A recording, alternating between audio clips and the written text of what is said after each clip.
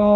กราบสบายดีท่านผู้ชมและท่านผู้ฟังสู่คูสุคนนะมื้อนี้สำหรับมื้อนี้เรากำลังออกเดินทางคือเก่านั่นเองเนาะ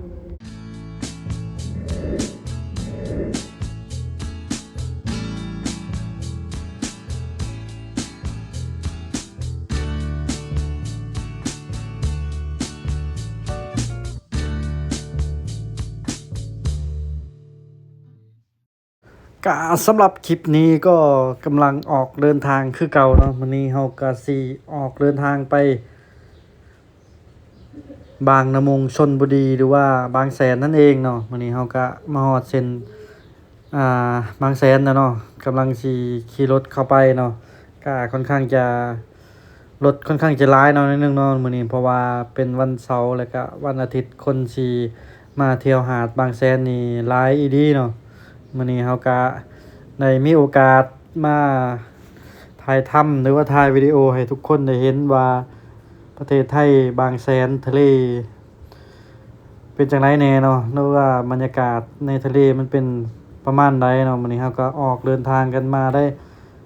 ประมาณหลายชั่วโมงแล้วนะครับ ก็ต้องบอกว่าเป็นทริปที่แบบว่า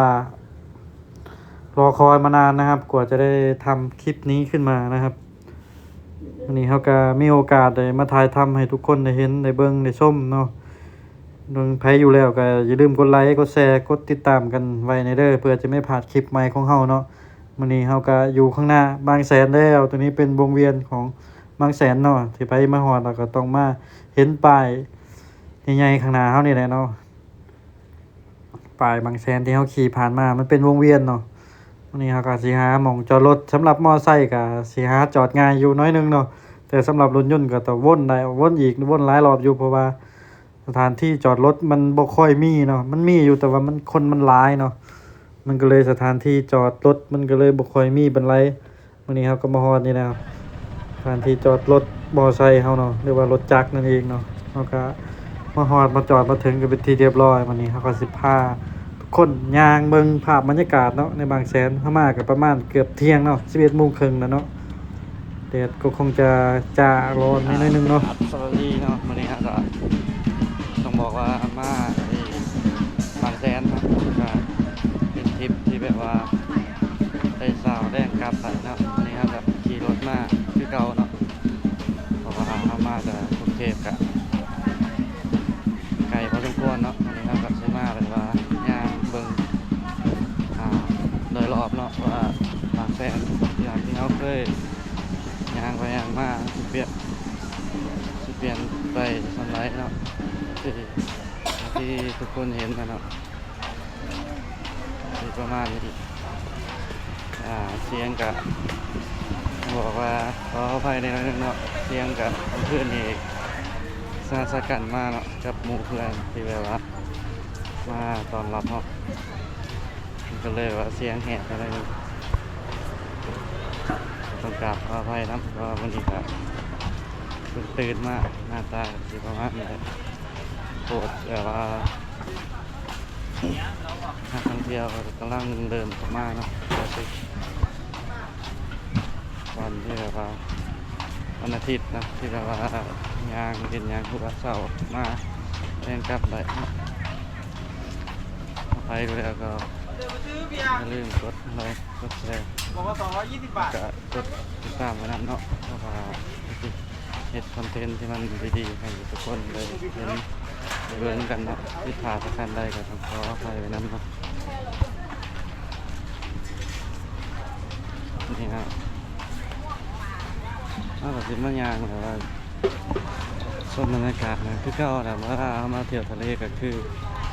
บ่เคยลงน้ำทะเลนั่นเองเนาะก็สิประมาณนี้ทะเลบางแสนเนาะมันก็ไปอยู่บ้านอยู่เมืองบ่เคยเห็นทะเลเนาะก็สิภาพก็สิประมาณนี้แล้วก็ของนี่ก็สุดยอดมันมีแนวถือเนาะก็สิประมาณนี้นี่มันเป็นหนองยางเนาะคือว่าทุกคนเลยมาเดินซื้อกับเขากับของจะเป็นหาดทรายกับทางนั้นนี่นะหาดทรายที่ สำหรับใครบ่เคยเห็นเนาะหาดบางแสนก็นี่แหละเนาะพี่น้องคนทางบ้านทางเมืองเฮาพ่อแม่เฮาบ่เคยเห็นก็นี่แหละเด้อมันก็สำหรับใครบ่เคยเห็นก็กรีดกราดแต่สำหรับเฮาก็ย่างตลอดเนาะมาเลยแบบว่าคอยตื่นเต้นบ่ได้ก็คือสมัยก่อนคนมีเธอแรกเสมอเนาะเธอแรกมันสิแบบว่าตื่นเต้นนะส่วนนี้มันก็เศร้าตื่นเต้นก็บอกว่าเสียงมันนี่ก็ขออภัยไปนำเนาะเสียงมันการแน่นอนเนาะหาดบางแสนเป็นเอกลักษณ์ของหาดบางแสนก็คือถ้าไผมาแล้วต้องเห็นต้นมะพร้าวเนาะก็คือต้นมะพร้าวจะอย่างที่ทุกคนเห็นเนาะนี่เนาะเรียงรายกันเต็มเลยถ้าว่ามาบ่เห็นต้นมะพร้าวนั่นก็คือเจ้ามาบ่ฮอดหาดบางแสนเนาะก็เป็นสถานที่ที่แบบว่าเป็นเอกลักษณ์ของที่นี่เลยเนาะหายากว่าเป็นต้องบอกว่าที่อื่นก็บ่ค่อยเห็นคือจังซี่เนาะทั้งนี้ก็เป็นเอกลักษณ์ของบางแสนก็คือต้นมะพร้าวเต็มเลยเนาะก็เป็นหม้องที่แบบว่าจดจำง่ายให้ทุกคนเข้ามาเห็นแล้วถ่ายรูปเช็กอินหม้องใดเฮาก็สิฮู้ว่าอยู่บางแสนเนาะนี่เนาะสำหรับคนที่แบบว่ามาสาดมาปูนั่งชิวๆนะสิประมาณนี้ โดนอะไรนิ่มๆกูรีบยกเลย นะฮะก็ชัดแจ้งหาผมหายังปูนั่งกินเด็ดเนาะนี่สำหรับหาดทรายขาวมันก็คนปลูกข้ามหาดทรายก็สิประมาณนี้เนาะก็มีขยะเนี่ยนอกจากยามแรงที่เขามาผมว่ามาเก็บมาขวดนะคนก็สิประมาณนี้เนาะนี่อย่างที่ทุกคนเห็นเนี่ยสำหรับเด็กน้อยเล็กๆเนี่ยมาดินน้ำทะเลนี่เดี๋ยวสังเกตดูว่าคนมาตั้งแต่เล็กน้อยมาทำกิจกรรมดินน้ำทะเลนะมาดินเนี่ยตัวโน้นตัวยังก็ว่าไปนี่แหละเนี่ยสำหรับการว่ามาเล่นหาดทรายแล้วนี่หาดทรายเขาก็ได้ขาววันไหนเนาะนอกจากสมาน้ำสาวแรงกลับเนาะสิประมาณนี้บรรยากาศคนเห็นนะเขาบอกว่ามันนี่แดดร้อนชิบหายเลยนะปวดแดดเลยหนาเขาจนยื้อเลยเนาะกระสีประมาณคือไกลไปพูดเลยนะไกลไปเรื่อยๆนะแต่ว่าเขากระสียางกลับแบบเขามารีวิวแบบว่าคร่าวๆเนาะถึงทุกคนที่อยู่ในเมืองอยู่แล้วอาจจะเห็นแต่ว่าคนอยู่มันจะอยู่ไม่เคยมากแต่คนคลิปเข้ากันเนาะหาดทรายก็สิ่งประมาณนี้อย่างที่ทุกคนเห็นนั่นแหละมันก็คนร้ายอะไรมันก็สัญญาก็เลือกนี่กันมากว่าเนาะจัดแจงได้ดีเนาะนี่ครับแต่บนรถทุกคนส่วนมากก็จะเล็กน้อยผ้าดุผ้าร้ายมาดินเนาะว่าแดดจริงๆก็พอมีไฟมาดินนะสำหรับเป็นยังไงครับเอาละคลิปนี้เขากับซีรีวิวหาดอย่างเบิ่งประมาณนี้แล้วก็เขาก็ถือพาไปอีกจุดหนึ่งนะที่ว่าจุดสำคัญของเมืองนี้บางแสนครับเนี่ยหาดบางแสนก็สีประมาณนี้แหละตอนนี้ฮอนเป็นฮอนเลยงานโคตรยืดเมื่อไฟกับมันยังเต้นมันนั่งเต้นก็ได้ก็ลอง60 บาทต่อคนเนาะแล้วมีนะอาหารเนี่ยกินแล้วบางจุดก็ให้นั่งฟรีเนาะสำหรับอาหารสำหรับหน้าสนับสนุนขนาดเนาะหาดทรายขาวก็มีทั้งขาวทั้งดำเนาะมาแล้วมาถึงทะเลแต่ผมเคยลงทะเลนะเป็นคลิปที่แบบว่ามาหาหมูครับเผื่อมานั่งชิวๆนะสำหรับแบบว่าใครเคยเห็นนี่แหละมันก็แตกต่างจากกองบ้านเราเนาะ แตกต่างอยู่บางเดียวคือมันเข้มเนาะเพราะว่าของของหวานเฮามาใส่เกลือกันสิคล้ายๆกันนะเนาะเข้มเหมือนกันเนาะสิประมาณนั้นแหละแต่ว่าไผมาเด่นน้ำทะเลมันก็มันกว้างคือทุ่งสุดป่าเนาะให้คือลำคลองเฮามันก็บ่ได้ไกลปานใดมันลำคลองแต่ว่าหน้ามันนี่มันก็สุดยอดถึงความไกลมันก็กว้างเนาะนี่เนาะสภาพอากาศแบบโอ้โหสุดจัดคนก็เขาบอกว่าร้ายอยู่สำหรับวันเสาร์วันอาทิตย์เนาะเป็นวันธรรมดาก็ยังว่าเนาะเขาไม่ค่อยมากนะวันธรรมดามีอยู่แต่มันก็บุกผ่านคือวันเสาร์วันอาทิตย์วันเสาร์วันอาทิตย์เป็นวันหยุดพิเศษวันหยุดโรงเรียนว่ายังว่า ไปซื้อน้ำแข็งมากินกัน พาดูพาร้านเข้ามาอย่างเด็ดนะนี่เนาะพี่น้องบอกว่าที่สุดของที่สุดก็คือไอ้พยางดินเนาะแต่ว่าสำหรับเขาก็คือว่าเนี่ยที่เศร้าตื่นเต้นนะพี่น้องมาตลอดสำหรับการมายางดินยางบัวขอโทษแดดที่ซองกับตาเลยครับแดดที่ซองกับตาเลยใช่ขาวผมตั้งที่ห้องยางมาเนาะที่กาสีส่วนมากเล็กหน่อยเท่านั้นนะเล็กหน่อยแบบว่า90%เลยต้นใหญ่กับสินั่งอยู่พุ่นเนาะดื่มนั่งดื่มนั่งกินนั่งดื่มนั่งหัวอยู่พุ่นเนาะต้นใหญ่ก็สินั่งอยู่ในส่วนมากก็บ่ค่อยออกมานี่จะเล็กหน่อยมาดื่มมาหัวร้ายคักนี่ครับก็สิเบิ่งประมาณนี้ครับก็หาดทรายหาดตัวกลางมาแซนก็มีจุดเด่นจุดหนึ่งก็พญาก็มีจุดเด่นจุดหนึ่งสำหรับคนที่อยากมาเด่นมาหัวว่าพญาปากแดดนี่เขียวนะครับเด่นก็ได้ยังไงเขียวยังไงเนื่องว่าแดดมันแห้งอย่างนี้ก็ได้ลงเด่นน้ำแต่ว่านั่งที่ซื้อกับโตนี่โคตรเนี้ยเลยเพราะว่าถึงอายของความเข้มขึ้นมาใส่โตเขาเนาะนี่ตรงไหนอาบน้ำนี่แหละพี่น้องสำหรับใครที่อยากหน้าเบิ้งใครที่ผมเคยเห็นเนาะคนที่เคยเห็นเนี่ยก็บ่เป็นหยังก็คือ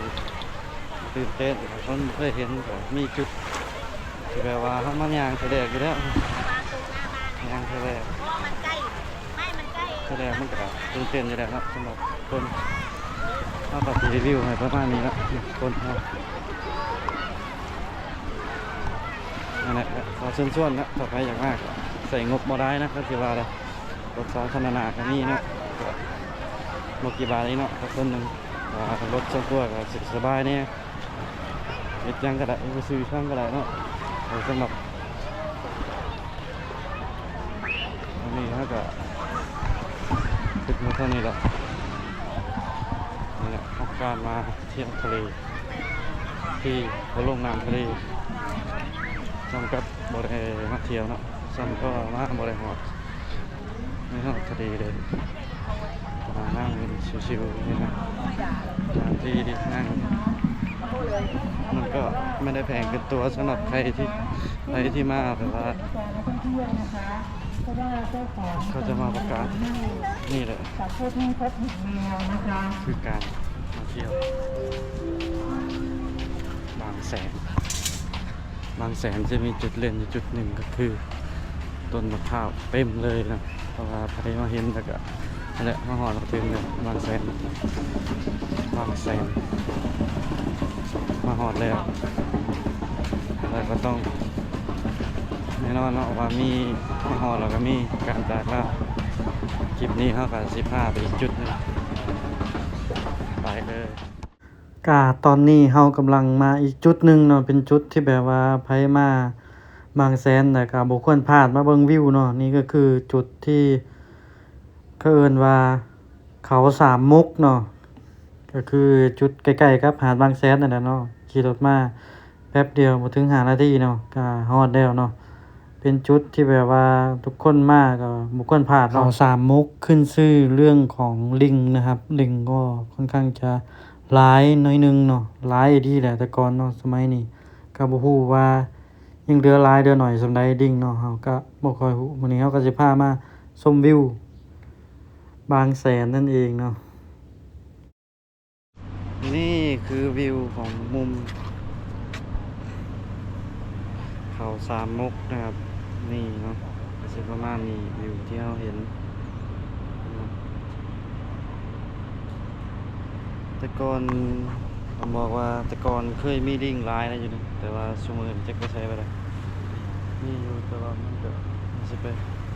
ถ้าทำสลิงนี่นะวิวมองแบบ360องศาวิวเมืองพัทยาเมืองบางแสนเนาะวิวที่เห็นน้ำกล่องบ่ฮู้ว่างามหรือบ่งามเนาะแต่ว่าเฮาขึ้นมาเบิ่งวิวนี่ก็แนมด้วยสายตาเฮาเองนี่ค่อนข้างจะงามเลยแล้วก็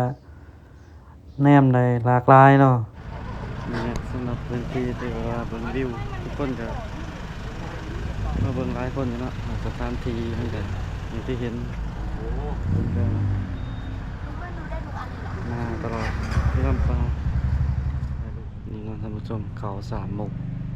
เมื่อก่อนเคยรุ่งเรืองตอนนี้ก็อย่างที่ทุกคนเห็นก็สิคล้ายๆกับลบล้างเนาะล้างมาแล้วทุกคนนี่สภาพอากาศอันนี้ฮอนเนาะนี่แหละทุกคนเมื่อก่อนเคยแบบว่าลงเรื่องมันนี่ก็มาแบบว่าคล้ายๆว่าห่างเนาะห่างตามีใครมาบูรณะห่างค่าข้างบนก็แทบก็สำหรับคลิปนี้ก็สิประมาณนี้เนาะพามันยางเบิ่งเขาสามมุกที่เคยลูกเรื่องมาก่อนเนาะที่เขาเคยมาแต่ก่อนก็ลิงก็หลายกว่านี้เนาะแต่ซุมื้อนี้ก็บ่ค่อยเห็นนะเนาะหรือว่ามันบ่แม่นหน้ามันเฮาก็บ่ฮู้เนาะคลิปนี้ก็โดยรวมประมาณนี้เนาะถ้าไผเบิ่งแล้วก็อย่าลืมกดไลค์กดแชร์กดติดตามกันไว้เนาะเพื่อเป็นกำลังใจให้เฮาเฮ็ดคลิปต่อๆไปนั่นเองเนาะเช่นเดิมเนาะเฮาก็กราบลาคลิปนี้กันไปก่อนเนาะสำหรับไผที่เบิ่งแล้วก็อย่าลืมกดไลค์กดแชร์ให้กันเด้อเพื่อเป็นกำลังใจให้เฮาเนาะก็กราบสบายดีสุผู้ทุกคนเดี๋ยวต้องเดินทางกลับกรุงเทพอีก